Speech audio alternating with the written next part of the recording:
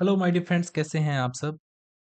दोस्तों, आज हम बात कर रहे हैं बार काउंसिल ऑफ इंडिया ने कुछ न्यू रूल्स जो है वो फ्रेम किए हैं 18th एंड 17th जुलाई को। तो सबसे पहले हमें पता होना चाहिए कि ये वीडियो जो है वो देखनी किसको है। ठीक है, ये वीडियो इम्पोर्टेंट रहेगी उन प्रैक्टिसिंग एडवोकेट्स के लिए जो यंग एडवोकेट्स हैं, डेफिनेटली उनके लिए तो रहने ही वाली है, जो सीनियर है उनके लिए भी रहने वाली है। जो लॉ स्टूडेंट्स हैं, जो अभी नियर फ्यूचर में एडवोकेट्स बनने वाले हैं वो, जो लॉ इंटर्न्स हैं उनके लिए, जो जुडिशरी की प्रिपरेशन कर रहे हैं उनके लिए, जो यंग लॉयर्स हैं जो सुप्रीम कोर्ट में जाना चाहते हैं उसके रिगार्डिंग, जो करियर ऑप्शन बेसिकली अपना चूज करना चाहते हैं AIBE वगैरह उसके लिए, जो पर्सन लीगल कंटेंट जो बनाना चाहते हैं या बना रहे हैं।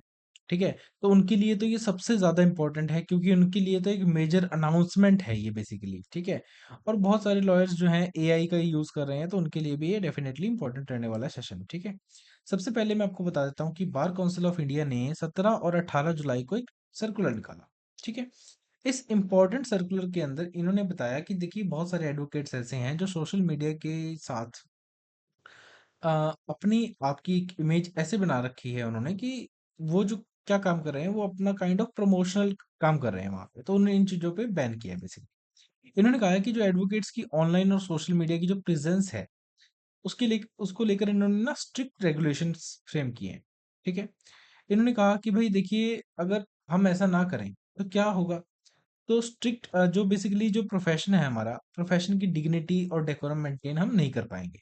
ठीक है, इन चीजों को मेंटेन करने के लिए, डेकोरम को मेंटेन करने के लिए हमने क्या कर रहे हैं, स्ट्रिक्ट रेगुलेशंस फ्रेम कर रहे हैं। चलिए, अब इन्होंने बताया कि देखिए भाई साहब ऐसा है, आप सीनियर एडवोकेट हैं या फिर आप यंग एडवोकेट हैं या फिर आप लॉ इंटर्न हैं, आप कोई भी हैं, आप कोर्ट रूम के अंदर, कॉरिडोर्स के अंदर, बार रूम के अंदर या चैम्बर्स के अंदर कहीं पर भी रील्स नहीं बनाएंगे, व्लॉग शूट नहीं करेंगे, प्रमोशनल फोटोग्राफ्स भी नहीं आप बना सकते। ये सारे काम क्या है, स्ट्रिक्टली बैन है। ओके, चलिए, फिर कहते हैं कि देखिए बहुत सारी जगह आपने ये देखा होगा कि हमारे पटना हाई कोर्ट के जज हैं, ये उनकी आंखों से ऐसे लाइट निकलती रहती है। मध्य प्रदेश हाई कोर्ट के जज हैं, वो कोई जजमेंट दे रहे हैं तो वहां पे वीडियो डाल देते हैं, मोस्ट फनी कंप्लाइशन, है ना, तो वहां पे वो अलग अलग छोटी छोटी क्लिप्स डाल रखी होती हैं। तो ये जो चीजें हैं ये आप नहीं करेंगे क्योंकि हमारे हाई कोर्ट और सुप्रीम कोर्ट जो है ये कोर्ट ऑफ रिकॉर्ड है, इनकी लाइव स्ट्रीमिंग होती है। Punjab and Haryana high court में आई थिंक कोर्ट के द्वारा ही एंट्री मिलती है, लेकिन बहुत सारे ऐसे हाई कोर्ट्स हैं जिनके लिंक्स जो हैं वो डेफिनेटली ऐसी साइट पे रहते हैं तो कोई भी उनको ज्वाइन कर सकता है। तो पर्सन क्या करते हैं, वहां से उसको स्क्रीन रिकॉर्ड करते हैं और यूट्यूब वगैरह पे, सोशल मीडिया पे उसको शेयर करते हैं। तो ये आपने नहीं करना है, उसके आप कोई एडिट नहीं करेंगे, कोई म्यूजिक नहीं लगाएंगे, कोई वॉइस ओवर नहीं करेंगे उसके ऊपर। ठीक है, किसी प्रकार की आप उसके साथ छेड़छाड़ नहीं करेंगे। एजुकेशनल पर्पज के लिए आप उसको शेयर करना चाहते हैं तो आप कंप्लीट को शेयर करेंगे, क्लिप्स शेयर नहीं करेंगे। ठीक है, चलिए, देखिए बहुत सारी जगह क्या होता है कि जो प्रोफेशनल एडवोकेट्स होते हैं, हम मैं भी वीडियोस बनाता हूँ, मैंने भी एक दो बार बिल्कुल प्रोफेशनल एडवोकेट एडवोकेट की तरह ही तैयार होके और वीडियोस बनाई हैं। ठीक है, लेकिन अब ये क्योंकि आ गई है स्ट्रिक्टनेस तो हम भी ऐसा काम नहीं करेंगे। ठीक है, अब देखिए जैसे मैं आज ब्लैक टी शर्ट के अंदर वीडियो डाल रहा हूँ तो ये परफेक्टली अलाउड है, मैं लीगल कंटेंट दे सकता हूँ, कोई दिक्कत नहीं है, मेरे पास मेरे फंडामेंटल राइट्स हैं। ठीक है, मैं अभी इस टाइम एडवोकेट के अटायर में भी नहीं बैठा, अगर मैं यहीं पे व्हाइट शर्ट, ब्लैक कोट और बैंड लगा के बैठ जाऊं या गाउन पहन के बैठ जाऊं तो ये जो है प्रोफेशनल अटायर आ जाएगा और यहाँ पर मैं वीडियो नहीं बना सकता। तो उन्होंने कहा कि जो एडवोकेट सोशल मीडिया पर वीडियोस बना रहे हैं, रील्स बना रहे हैं या व्लॉग्स बना रहे हैं, तो उनको ध्यान रखना है कि वो बैंड ना पहने हो।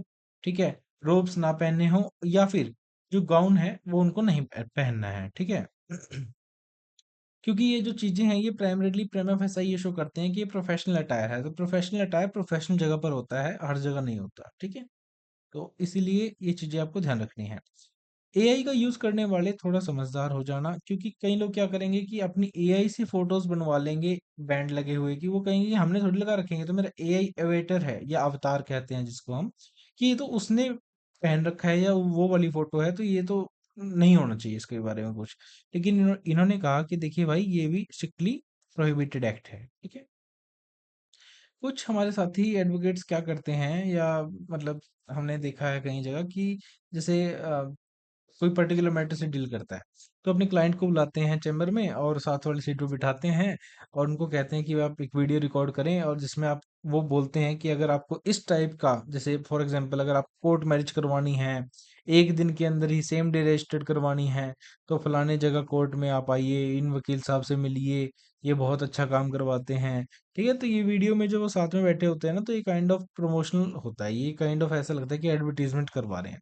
तो ऐसे ऐसी चीजें आप ना करवाएं, ऐसी ऐसी वीडियोस डाल देते हैं कहीं यूट्यूब पे, मात्र 24 घंटे में डाइवोर्स कैसे लें, ठीक है, कांटेक्ट करें हमसे, है ना, तो ये चीजें नहीं होनी चाहिए, जिसके अंदर कोई भी एडवोकेट जो है किसी लीगल रिजल्ट को बेसिकली गारंटी कर रहा है या मिसलीडिंग प्रॉमिस कर रहा है।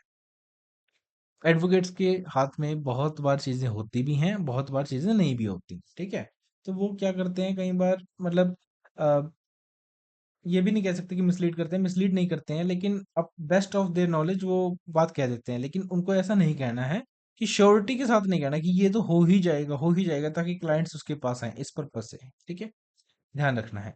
जो बच्चे इंटर्नशिप कर रहे हैं, लॉ स्टूडेंट्स हैं, वो आपने देखा होगा कि day in the life of a law intern, ऐसे कर करके इंस्टाग्राम पे, यूट्यूब पे 60-60 सेकंड की, 30-30 सेकंड की छोटी छोटी क्लिप्स बनाते हैं, सॉरी। तो उसके अंदर वो क्या करते हैं, कोर्ट रूम दिखाते हैं, चैम्बर्स दिखाते हैं, ठीक है, सारे कोर्ट रूम दिखा देते हैं। ये प्रोफेशनल एनवायरनमेंट को सूट नहीं करता, ये चीजें बैन होनी भी चाहिए थी और ठीक किया इनको बैन किया, ठीक है। कॉन्फिडेंशियलिटी जो होती है क्लाइंट्स की, लीगल मैटर्स की, कई जगह ऐसा होता है कि जैसे कॉज लिस्ट में लिखा होता है कि एक्स वर्सेस कोई हॉस्पिटल का नाम लिख दिया मान लो, ठीक है, जहाँ पे कोर्ट ही चाहते हैं कि भाई पार्टी का नाम डिस्क्लोज ना किया जाए। ऐसी कंडीशन में अगर किसी इंटर्न ने कैमरा ऑन करके गड़बड़ कर ली, अब आजकल तो वो मेटा के ग्लासेस आए हुए हैं कि ऐसा लगता है कि चश्मे लगा रखे हैं, लेकिन वो रिकॉर्ड सब कुछ करते रहते हैं, फिर शाम को वो जाके उसको व्लॉग्स में कन्वर्ट कर लेते हैं। तो ये चीज़ें नहीं होनी चाहिए, ठीक है, ध्यान रखना। अब देखो, ये तो हमने बात कर ली कि परमिटेड क्या नहीं है, क्या परमिटेड है। डेफिनेटली जो हम करते आ रहे हैं वो परमिटेड है। बीसीआई का रिस्ट्रिक्शन का मतलब ये नहीं है कि एडवोकेट्स अब किसी भी तरीके का लीगल कंटेंट नहीं डालेंगे, ऐसा नहीं है। लीगल कंटेंट डाल सकते हैं अगर एजुकेशनल पर्पस के लिए है, जेन्युइन एजुकेशन पर्पस के लिए है, ठीक है, और पब्लिक बेनिफिट के लिए है, तो हम डाल सकते हैं, कोई दिक्कत वाली बात नहीं है।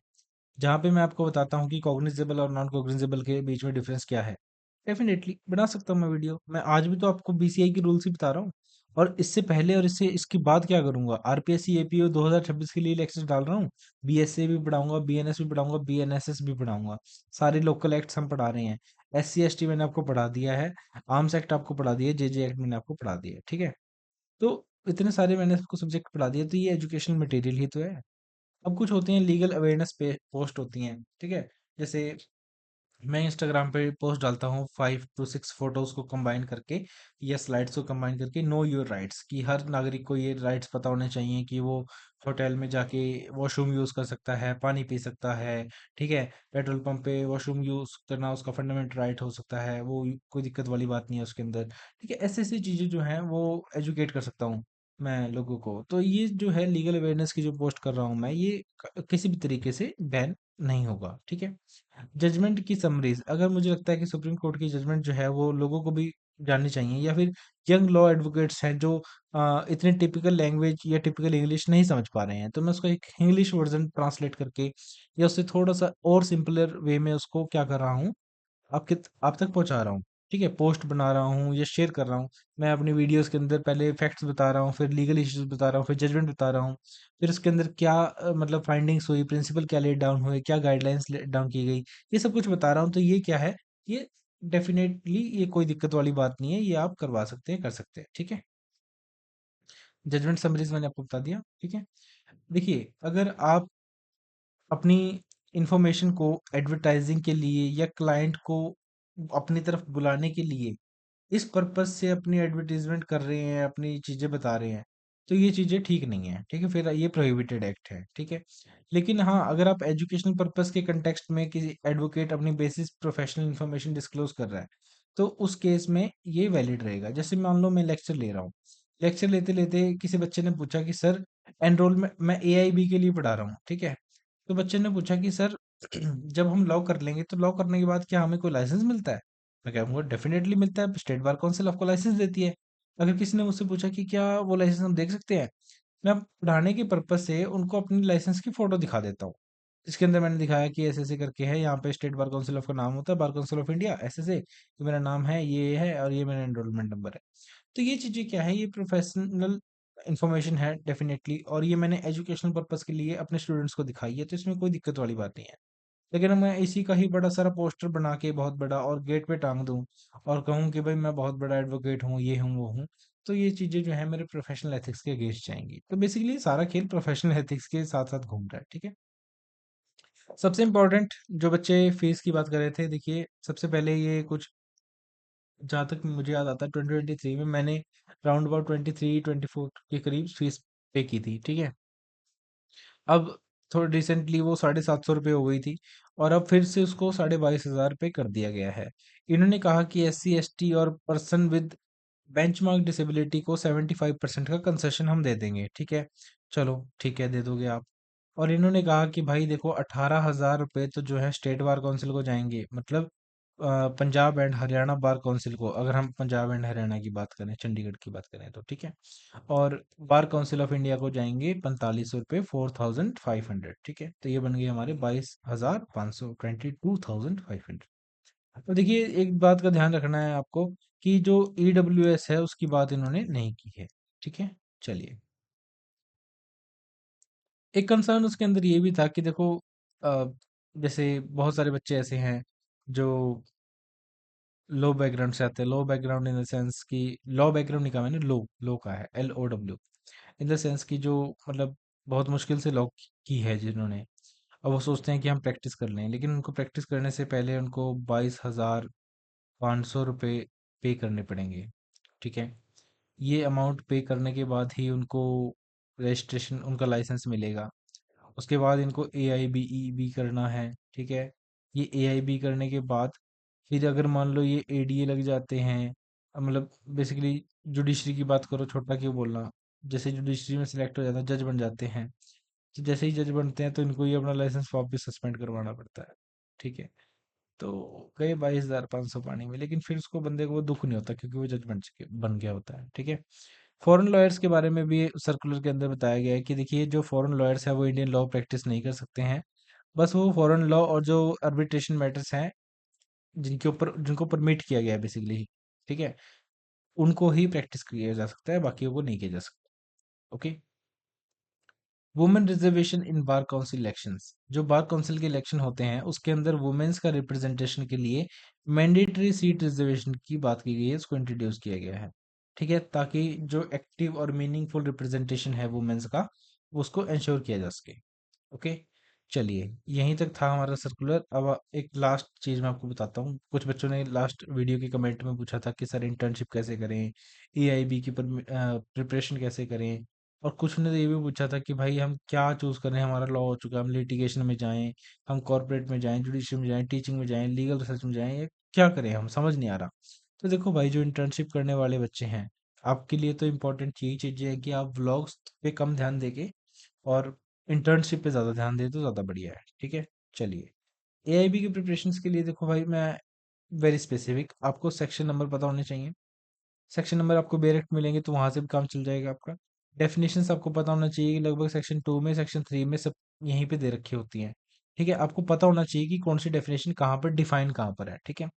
प्रोविजो और एक्सेप्शंस और एक्सप्लेनेशन, ये बहुत इंपॉर्टेंट है क्योंकि पहले डायरेक्ट सेक्शन नंबर से क्वेश्चन आते थे, अब इनसे क्वेश्चन आते हैं, ठीक है, और वो भी टिल्ट होके। ओके।